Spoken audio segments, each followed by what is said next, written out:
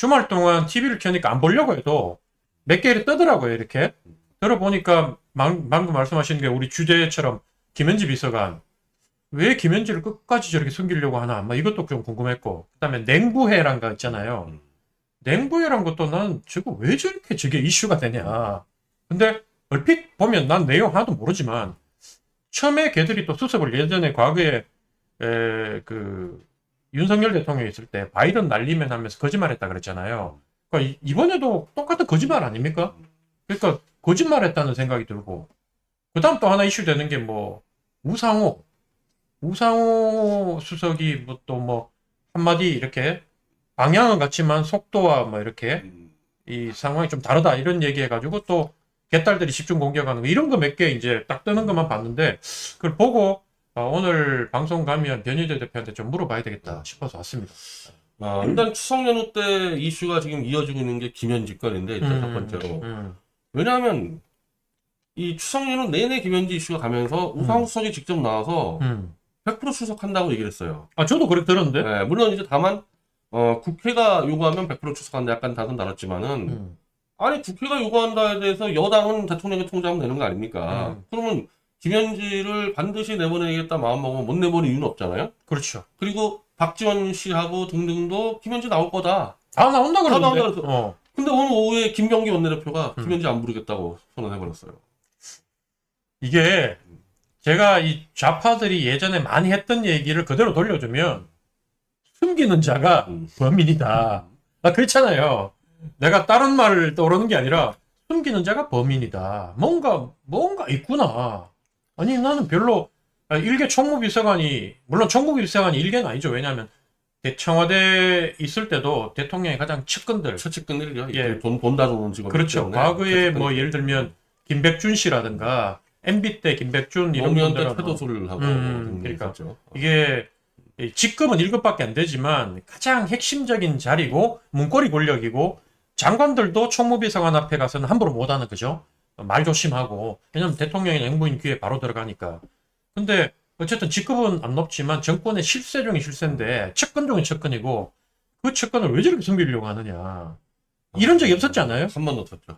왜냐면 대통령실에 이 모든 재정을 관리하기 때문에 총무비서관은 국정감사 때 나올 수밖에 없어요. 지금 당장 그 특활비 가지고 논란이 됐거든요. 그러니까 법원에서 이제 대통령실 특활비를 공개하라 그랬는데 김현지가 그거 다 지우고 공개했다는 거예요. 당장 이거부터 지금 따져 물어야 되는데 이러니까 김현지를 나오지 않았던 부속실장은 이제 대통령 따라다니는 자리거든요. 그러니까 이제 뭐 수행비서랑 마찬가지니까 부속실장은 안 나오죠.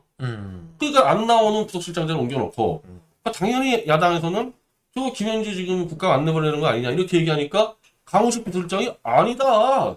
나갈 거다 관계없다고 해놓고 우상호는 나간다고 해놨는데 갑자기 안 나간다면 난 정말 이 사람들이 짜고 치고 막 거짓말하는 게 아닌가. 나 특히 우상호 씨는요.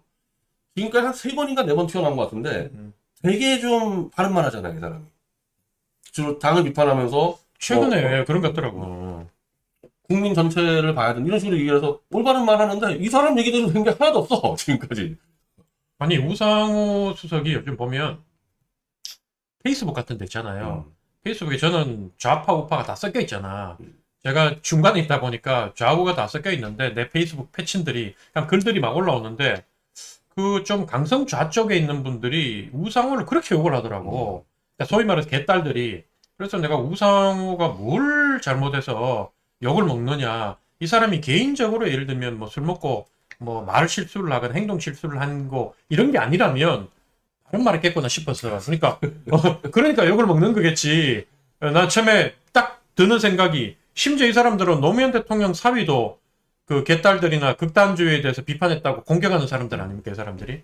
그래서 봤는데 우상호 했던 말이 속마음은 나는 안 그럴 거라고 보지만 겉으로는 정말 지극히 정상적인 얘기 그리고 이 좀 합리적인 합리적인 개혁 보수, 꼴통 우파를 싫어하는 개혁 보수들까지도 저 정도 좌파들의 저 정도 말이면 좀 수용이 되겠다고 하는 말을 했는데 역시 아니나 다를까 개딸들은 뭐 죽일라 그러더구만.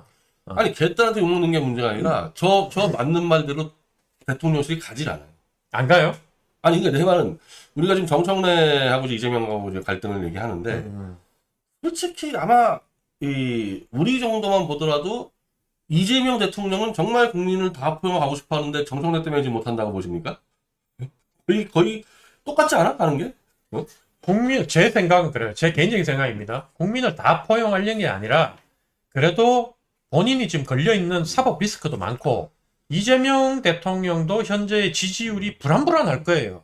그리고 자기가 대통령 돼서 너무 좋으면서도 야, 앞으로 과연 이 4년 6개월 남았는데 이 기간 동안 잘 헤쳐나갈 수 있을 것인가 이런 생각을 저는 할 거라고 보고 윤석열 대통령이 저렇게 이제 비참한 결과를 맞은 걸 보고 저게 내 모습이 될지도 모른다는 생각을 일이라도 안 할까? 나는 할 거라고 보거든. 내가 만약에 대통령이 저런 식으로 갑자기 계엄을 통해서 조기 대선을 통해 됐다면 나는 그런 걱정을 하는데 본인 주변을 보니까 힘이 되게 세 보이지만 자기는 이제 정점을 때렸고 권력이 내려가는 일만 남다 보니까 주변에 가급적이면 민주당의 차기 권력들이나 또 떠올라오는 자기 주변의 이 군소 권력들하고 잘 지내고 싶다는 거지.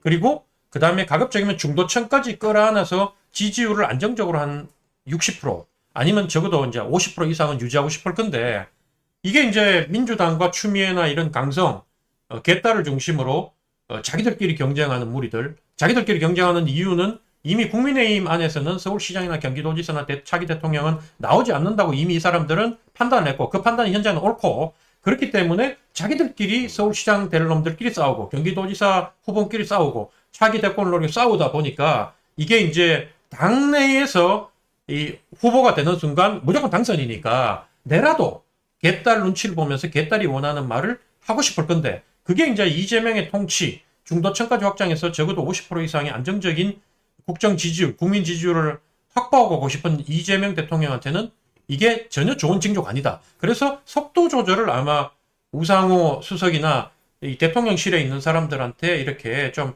이 요청을 하든지 안 그러면 자기 우려를 얘기했을 건데 그것도 이제 씨알이 안 먹힌다. 난 이래 보는 거죠.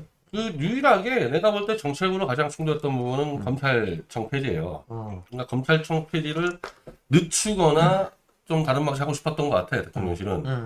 근데 이제 정청래가 해치워버리니까 어떤 사태가 벌어졌냐? 이 검사들이 이제 다 거의 태업하는 사태가 벌어졌고 이렇게 되니까 이재명은 검찰을 동원해서 누구 칠놈 쳐야 되는데 이게 지금 날아간 거야 칼 하나가 지금 상황에서. 근데 그거 말고는 조이대를 공격한 부분에 대해서 강유정 대변인이 대통령실도 공감한다고 얘기했었단 말이에요. 조이대 나가랬을 때. 근데 이러면 이제 탄핵 사태가 벌어지니까 대통령이 그 대법원장으로 너 그만둬. 이건 뭐 상권분리 파괴니까 말을 바꿨잖아요 대통령실이.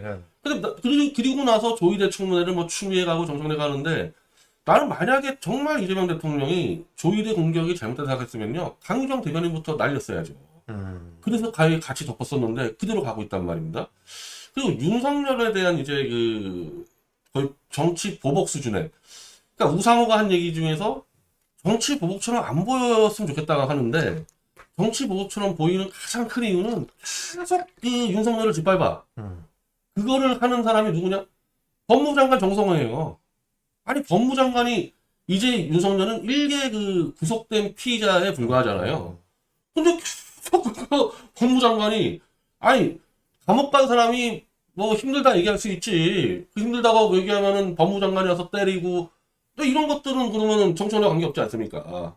뭐 친명에 대한 건데. 이제 내란 프레임도 이제는 좀 지겹거든요. 갈수록. 왜냐하면 이미 대통령 자리에서 끌어내렸고 감옥에 양 부부를 다 보냈고 특검 3개를 동시에 가동시켜가지고 현직 그러니까 전직 영부인이죠. 영부인 기소하고 막 구속시키고 이런 것들이 처음에는 이제 국민들이 봤을 때 놀라고 옛날에 그 비상계엄에 대한 충격, 공포 이런 게 남아있다 보니까 그래 저렇게 해야지라고 했는데 지금 국정 전체를 6개월 지났는데 지금 경제가 너무 어렵잖아요. 지금 트럼프 들어오고 난 뒤에 사실은 그 패러다임 자체가 국제 질서가 패러다임 자체가 지금 급변하고 있는데 여기에 대한 대응은 하지 못하면서 오로지 국내의 이슈 이미 감옥에 다 묶여가지고 초라해 있는 진짜 말 앞뒤가 통하지도 않는 그 윤석열 하나 붙잡고 정권을 유지하려고 하니까 이 극렬 개딸들이나 이런 사람들은 잘한다 검찰 개혁해야지 윤석열 죽여라 뭐 죽여라 하지만